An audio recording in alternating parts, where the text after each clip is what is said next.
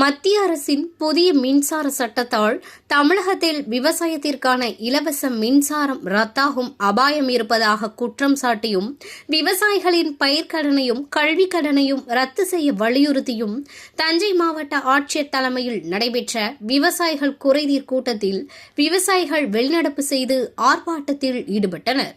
தஞ்சை மாவட்டம் ஆட்சியர் அலுவலகத்தில் மாவட்ட ஆட்சியர் பிரியங்கா பங்கஜம் தலைமையில் விவசாயிகள் குறைதீர்க்கும் கூட்டம் நடைபெற்றது. அனைத்து துறை அலுவலர்கள் மற்றும் விவசாயிகள் பங்கேற்ற கூட்டத்தில் பேசிய விவசாயிகள், மத்திய அரசு புதிய மின்சார திட்டம் என்கிற பெயரில் விவசாயத்திற்கான இலவச மின்சார திட்டத்தை ரத்து செய்திட முயற்சிக்கிறது. இலவச மின்சார திட்டத்தை ரத்து செய்தால் தமிழகத்தில் விவசாயம் முற்றிலும் அழிந்துவிடும் என பேசினார். மத்திய அரசு பயிர்க்கடனையும் கல்விக் கடனையும் ரத்து செய்திட கோரி கூட்டத்தில் இருந்து விவசாயிகள் வெளிநடப்பு செய்தனர். மேலும் தாமதமாக சம்பா நடவு பணியை துவங்கிய பகுதிகளில் இன்னும் 15 நாட்களுக்கு தண்ணீர் தேவைப்படுவதாக மேட்டூர் அணையிலிருந்து பிப்ரவரி 15ஆம் தேதி வரை தண்ணீர் திறக்கவும் வலியுறுத்தினர்.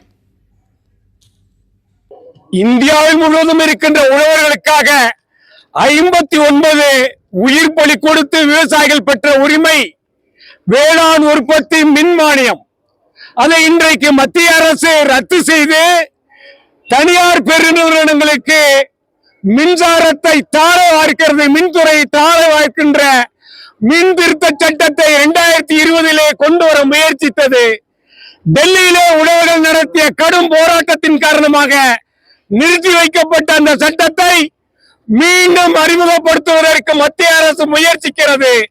இது இந்தியா முழுவதும் இருக்கின்ற உழவர்களுடைய உற்பத்தி உரிமையை பறிக்கின்ற ஒரு துரோக செயல், கார்ப்பரேட்டுகளுக்கு ஆதரவான செயலை மத்திய அரசு கடைபிடிக்கிறது.